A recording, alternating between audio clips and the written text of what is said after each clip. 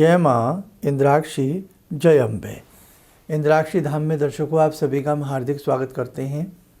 आज के दिन जिन जातकों का जन्मदिवस है, मैरिज एनिवर्सरी है, उन सभी को हमारी तरफ से बहुत बहुत शुभकामनाएं। हमने पहले भी एक दो बार जिक्र किया है उच्चाटन क्रिया। शास्त्र में और ख़ास तौर से तंत्र शास्त्र में जिनके अनेकों उसमें बातें हैं, अनेकों रहस्य हैं तंत्र में, और तंत्र को हर व्यक्ति नहीं समझ सकता। इसके लिए बहुत गहराई हमें चाहिए। उसी में से जो षट कर्म होते हैं, उसी में से एक कर्म होता है उच्चाटन क्रिया। आपने नाम सुना हो, हमने पहले भी एक दो बार जिक्र किया उच्चाटन का। उच्चाटन होता क्या है? क्या वास्तव में आज के युग में इस प्रकार की सारी चीज़ें संभव हैं? अगर उच्चाटन कहीं किसी के ऊपर है तो उसकी काट क्या है, उसकी तोड़ क्या है? आप घर बैठे इसे बहुत आसानी से ठीक कर सकते हैं। आज हम आपको बहुत अच्छे से इसके बारे में बताने वाले हैं। आइए पहले जाने आज का पंचांग। 21 फरवरी सन 2023, दिन मंगलवार, संवत 2079, फाल्गुन मास, शुक्ल पक्ष, तिथि आज प्रतिपदा है, नक्षत्र शतविसा, राहु काल 3 से 4:30, दिशा सूल उत्तर दिशा। उच्चाटन कहते किसको है? उच्चाटन किया भी जाता है और उच्चारण हो भी जाता है, दोनों बातें हैं। किसी चीज़ से मन उचट जाना, मन हट जाना, ये उच्चाटन होता है। जैसे आपका बच्चा बहुत अच्छे से पढ़ता है, क्लास में प्रथम श्रेणी में आता है, बहुत अच्छे से वो पढ़ता रहा 12-13 साल उसने बहुत अच्छे से सब कुछ किया। अचानक उसका मन पढ़ाई से हट गया, पढ़ाई से मन उच्चाट हो गया, किताब देखने को उसका मन नहीं है। तो क्या किसी ने उच्चाटन क्रिया की है या उसका स्वयं मन उचटा है? ऐसी स्थिति में 99% बच्चे का मन उचट जाता है, किसी ने ऐसा कुछ किया नहीं होता। ध्यान रखें आप, ठीक हो जाती हैं सब बातें। अब एक आप व्यापारी हैं, सुबह टाइमली अपनी दुकान पर जाते हैं, अच्छे से दुकान खोलते हैं, अच्छे से काम करते हैं, लेकिन आपने उस दुकान के लिए अपना खून पसीना बहाया है, बहुत मेहनत की है। अचानक ऐसा मन हुआ कि आपके रोजगार पर, व्यापार पर जाने का मन ही नहीं होता। यहाँ संशयात्मक स्थिति उत्पन्न हो जाती है कि कहीं किसी ने कोई उच्चाटन क्रिया तो नहीं की, कि उच्चाटन क्रिया के तहत आपका मन उचट गया। हाँ, ये संभव है, उच्चाटन क्रिया होती है। उच्चाटन क्रिया पति पत्नी के बीच में भी कई बार हो जाती है कि एक दूसरे का मन हिल जाता है, साथ रहने को मन नहीं करता है। बहुत प्यार से जहाँ एक दूसरे के बिना रह नहीं पाते थे, जी नहीं पाते थे, अचानक ऐसा हुआ कि आपका मुंह देखने को एक दूसरा पार्टनर तैयार नहीं है। तो ऐसी स्थिति में ये उच्चाटन क्रिया भी हो सकती है। आपकी कोई गलती भी नहीं है, फिर भी आपके परिवार में पति पत्नी के बीच में इस प्रकार की उच्चाट स्थिति बन गई है।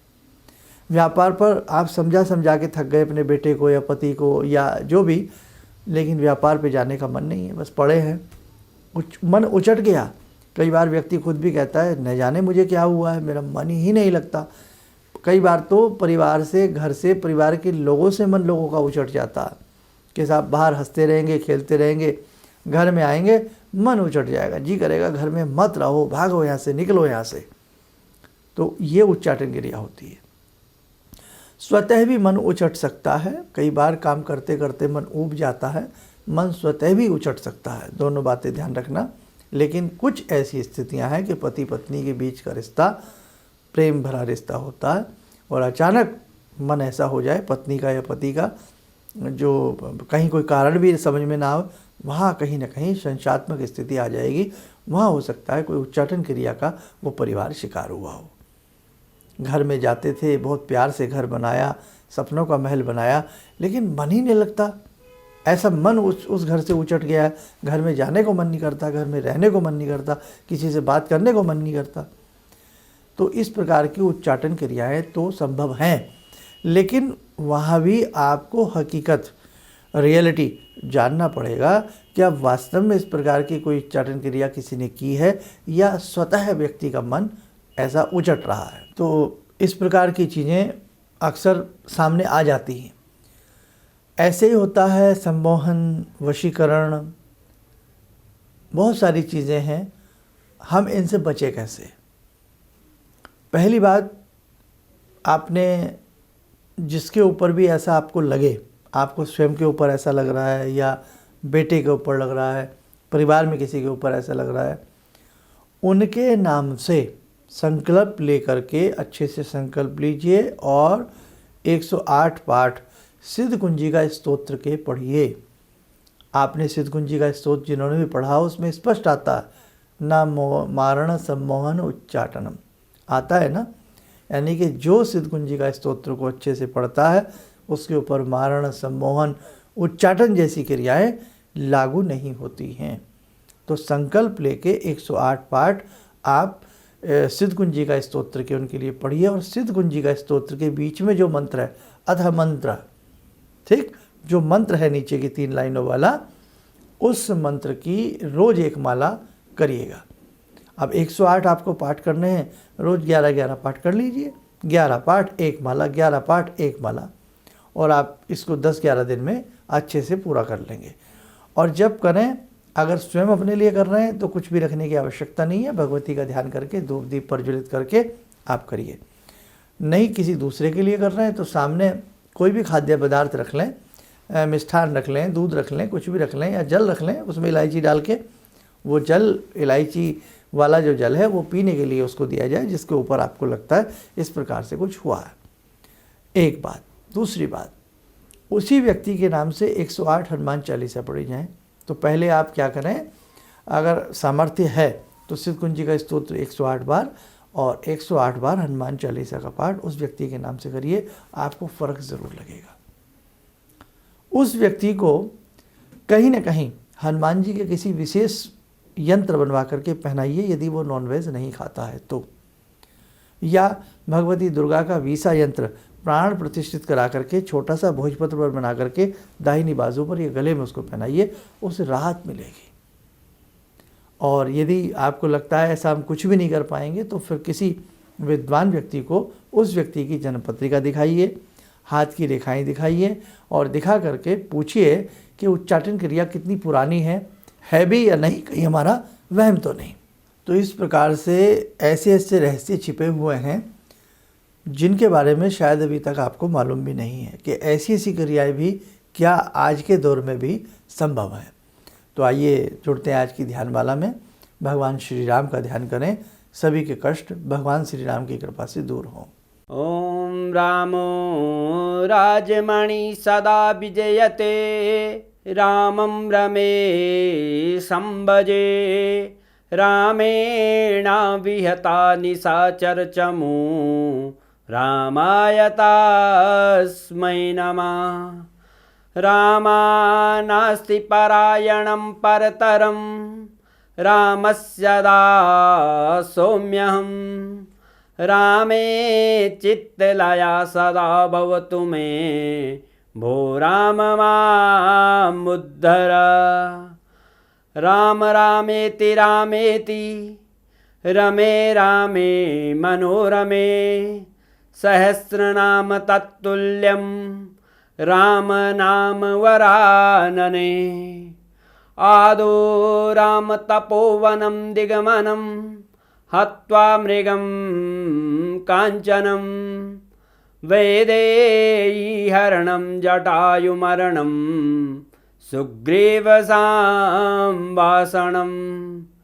बाले निग्रहणं समुद्रतरणं, लङ्कापुरे दाहनं, पश्चात् रावणकुम्भकर्णहननं, एतद्धि रामायणम्।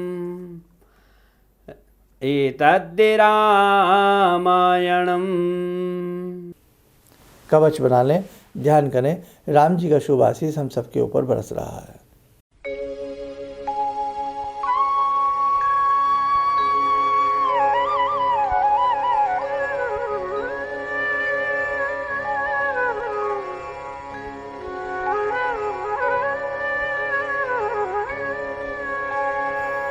ओम बोलते हुए नेत्र खोलें, सामान्य हो जाएं।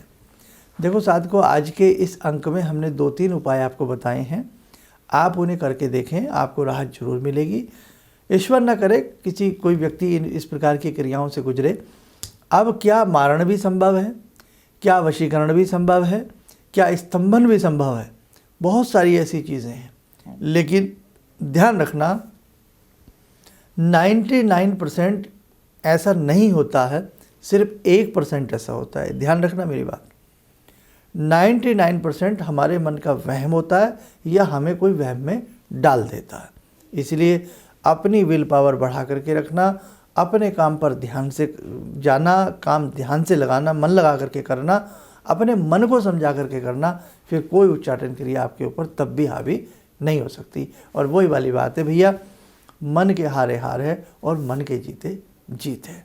हाँ, फिर भी अगर कहीं कोई ऐसा अंदेशा है तो किसी जानकार व्यक्ति को कुंडली या हाथ की रेखाएं दिखा दी जाएं तो ज़्यादा अच्छा रहता है।